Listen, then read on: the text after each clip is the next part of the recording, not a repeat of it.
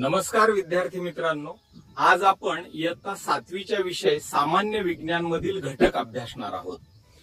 ग्रहण आणि ग्रहणांचे प्रकार.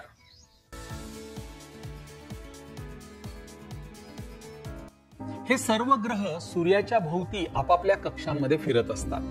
पृथ्वी सुद्धा सूर्याभोवती आपल्या कक्षेमध्ये फिरत असते.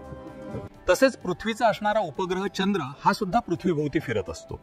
पृथ्वी किंवा चंद्राचे स्वतःभोवतीचे फिरणे यालाच परिवलन असं म्हणतात. तसेच पृथ्वीचे सूर्याभोवती फिरणे किंवा चंद्राचे पृथ्वीभोवती फिरणे याला परिभ्रमण असे म्हणतात. सूर्याभोवती पृथ्वी परिभ्रमण करते आणि पृथ्वीभोवती चंद्र परिभ्रमण करतो.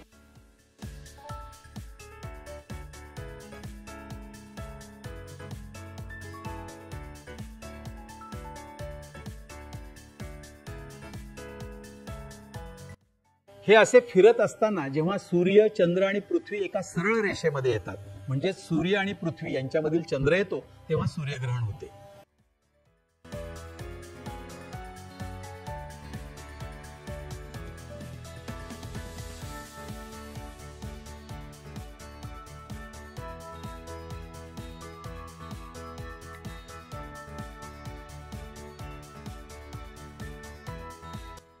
आणि जेव्हा सूर्य, पृथ्वी आणि चंद्र हे सरळ रेषेमध्ये येतात, म्हणजे सूर्य आणि चंद्र यांच्यामध्ये पृथ्वी येते, तेव्हा चंद्रग्रहण होते.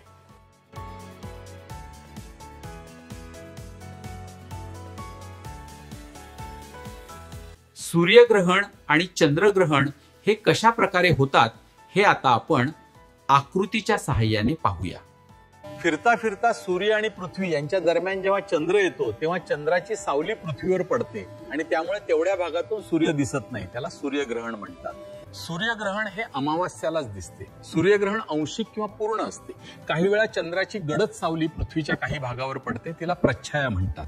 पृथ्वीच्या तेवढ्या भागातून सूर्य पूर्णपणे झाकलेला दिसतो, तेव्हा त्यास खग्रास सूर्यग्रहण असं म्हणतात. जेव्हा चंद्राची फिक्कट सावली पृथ्वीवर पडते, तिला उपछाया म्हणतात. त्यामुळे पृथ्वीच्या तेवढ्या भागातून सूर्याचा काही भाग झाकलेला दिसतो, तेव्हा त्यास खंडग्रास सूर्यग्रहण म्हणतात. काही वेळेस सूर्य पूर्ण झाकला जाऊन फक्त त्याची बाहेरची कडाच पृथ्वीवरून दिसते. त्या प्रकारच्या सूर्यग्रहणास कंकणाकृती सूर्यग्रहण असं म्हणतात.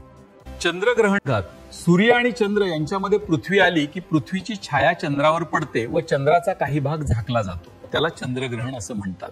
चंद्रग्रहण फक्त पौर्णिमेलाच दिसते.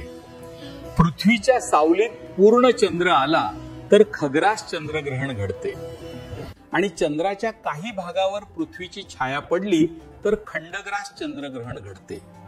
चंद्रग्रहण उघड्या डोळ्यांनी पाहता येते.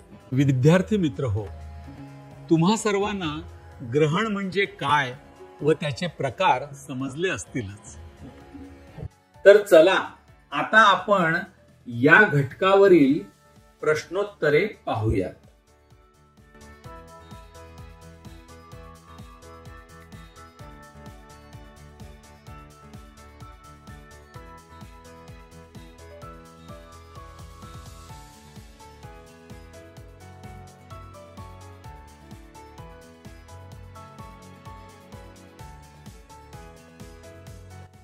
आता या प्रश्नोत्तरानंतर गृहपाठ काय आहे ते पाहूया. हा गृहपाठ घरून सोडवून आणायचा आहे.